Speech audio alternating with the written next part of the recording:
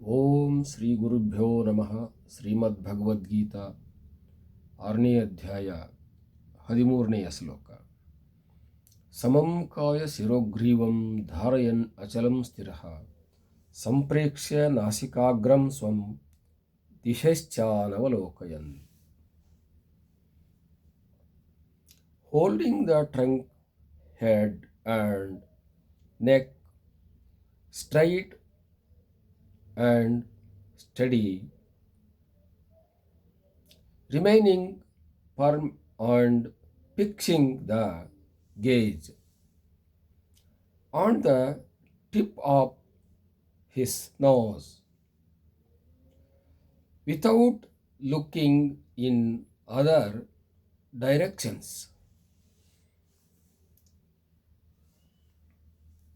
ಸಮಂ ಕಾಯ ಶಿರೋಗ್ರೀವಂ ಅಂತ ಹೇಳಿದೆ.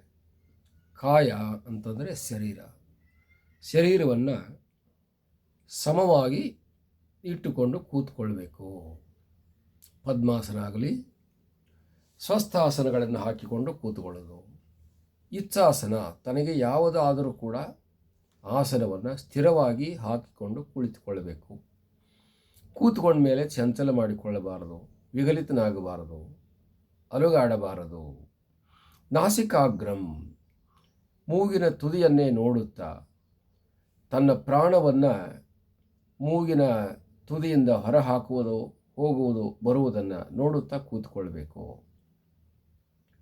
ನಾಸಿಕಾಗ್ರಂ ಸ್ವಂ, ಹೀಗೆ ಕುಳಿತುಕೊಂಡು ದಿಶಶ್ಚಾನವಲೋಕಯನ್, ದಿಶಶ್ಚ ದಿಕ್ಕುಗಳ ಕಡೆಗೆ ಎತ್ತು ನೋಡದಲೇ ಕೇವಲ ತನ್ನ ಪ್ರಾಣ ಹೋಗುವ ಬರುವ ದಾರಿಯನ್ನೇ ನೋಡುತ್ತಾ ಇರಬೇಕು.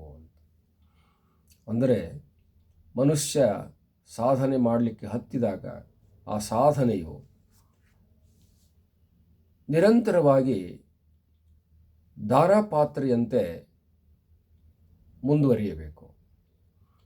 ಹೇಗೆ ಹರಿಯತಕ್ಕಂಥ ನೀರು ನಿರಂತರವಾಗಿ ಮುಂದೆ ಹೋಗುತ್ತಿದ್ದಾಗ ಅದಕ್ಕೆ ಗತಿ ಅನ್ನೋದು ಹೇಗೆ ಸಿಗುತ್ತದೆಯೋ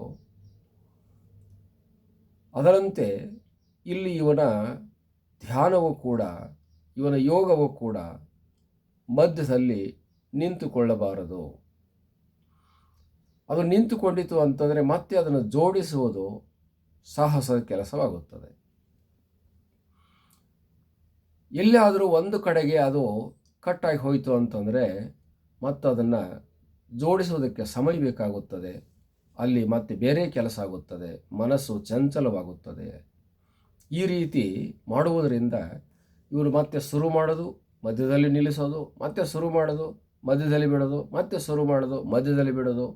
ಈ ರೀತಿ ಆದಾಗ ಅದು ಯಾವ ಸಮಯಕ್ಕೆ ಎಲ್ಲಿ ಹೋಗಿ ಮುಟ್ಟಬೇಕಾಗಿತ್ತು ಅಲ್ಲಿ ಹೋಗಿ ಮುಟ್ಟೋದಿಲ್ಲ. ಆದ್ದರಿಂದ ಅದನ್ನು ದುರ್ಬಲ ಮತ್ತು ಚಂಚಲ ಮತ್ತು ಚಂಚಲ ನಿಶ್ಚಲ ಇಲ್ಲದಿರತಕ್ಕಂಥ ಕಲ್ಮಶವಾಗಿರತಕ್ಕಂಥ ಸಾಧನೆ ಅಂತ ಹೇಳಿಸಿಕೊಳ್ಳುತ್ತದೆ. ಆದ್ದರಿಂದ ನಿಶ್ಚಲವಾಗಿರ್ತಕ್ಕಂಥ ಸಾಧನೆಯನ್ನು ಮಾಡಬೇಕು, ನಿತ್ಯವಾಗಿ ಸಾಧನೆಗಳನ್ನು ಮಾಡಬೇಕು.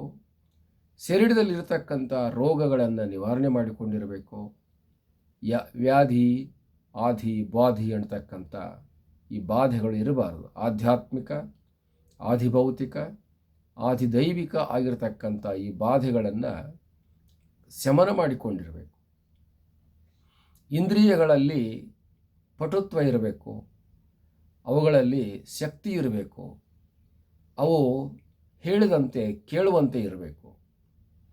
ಸದೃಢ ಶರೀರ, ಶುದ್ಧವಾಗಿರ್ತಕ್ಕಂಥ ಪಟುತ್ವವನ್ನು ಹೊಂದಿರತಕ್ಕಂಥ ಎನರ್ಜೆಟಿಕ್ ಆಗಿರ್ತಕ್ಕಂಥ ಸೆನ್ಸಸ್ ಇರಬೇಕು.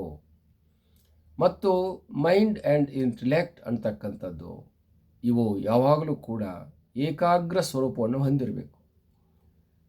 ಏಕಾಂತ ರೂಪವಾಗಿರಬೇಕು, ಚಂಚಲವಾಗಿರಬಾರದು, ಹರಿದಾಡುತ್ತಿರಬಾರದು. ಒಂದನ್ನು ಮಾಡುತ್ತಿದ್ದರೆ ಆ ಕೆಲಸದಲ್ಲಿ ಮನಸ್ಸು ಮಗ್ನವಾಗಿ ಹೋಗಿರಬೇಕು. ಆ ರೀತಿ ಇರತಕ್ಕಂಥ ಮನಸ್ಸಿನಿಂದ ಸಾಧನೆಯು ಬೇಗನೆ ಸಿದ್ಧಿಯಾಗುತ್ತದೆ. ಒಂದನ್ನು ಬಿಟ್ಟು ಮತ್ತೊಂದು, ಮತ್ತೊಂದನ್ನು ಬಿಟ್ಟು ಮತ್ತೊಂದು, ಇವತ್ತೊಂದು, ನಾಳೆ ಒಂದು, ಹೀಗೆ ಬಿಟ್ಟು ಬಿಟ್ಟು ಮತ್ತೆ ಮತ್ತೆ ಅದನ್ನು ನಾವು ಆರಂಭ ಮಾಡಿದಾಗ ಆರಂಭ ಮಾಡುವುದೇ ಸಮಸ್ಯೆಯಾಗಿ ಹೋಗಿಬಿಡುತ್ತದೆ. ಆದ್ದರಿಂದ ಅದನ್ನು ಕೊನೆಗೊಳಿಸುವುದು, ಸಿದ್ಧಿ ಪಡೆಯುವುದು ಅಸಾಧ್ಯವಾಗಿ ಹೋಗುತ್ತದೆ. ಆದ್ದರಿಂದ ರೋಗರಹಿತವಾಗಿರ್ತಕ್ಕಂಥ, ಪಟುತ್ವವುಳ್ಳಂಥ, ಹರಿತವಾಗಿರತಕ್ಕಂಥ ಶರೀರ, ಮನ, ಬುದ್ಧಿಗಳನ್ನು ಇಟ್ಟುಕೊಂಡು ಪ್ರಾಣ ಸಂಚಾರವನ್ನು ಗಮನಿಸುತ್ತಾ ಸಾಧನೆಯನ್ನು ಮಾಡುತ್ತಿದ್ದರೆ ಖಂಡಿತವಾಗಿಯೂ ಈತನ ಸಿದ್ಧಿ ಲಭ್ಯವಾಗುತ್ತದೆ ಅನ್ನುವಂಥ ಅಭಿಪ್ರಾಯವನ್ನು ಇಲ್ಲಿ ಹೇಳಿದೆ. ಹರಿ ಓಂ ತತ್ಸತ್.